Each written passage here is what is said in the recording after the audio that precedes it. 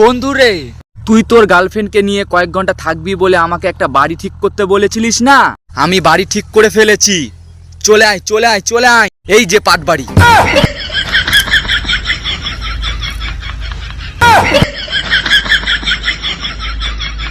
দুটা কারণের জন্য গার্লফ্রেন্ডকে আমি বাইকে ঘুরাই না।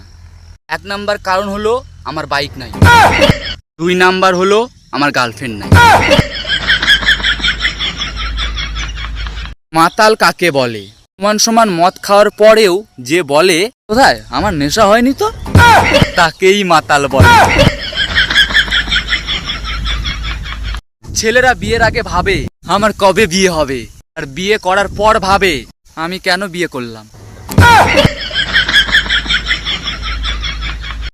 জানগো, সত্যি কথা বলে মন ভেঙে দিও, কিন্তু মিথ্যা দিব্যি খেয়ে বাস দিয়ে চলে যেও না।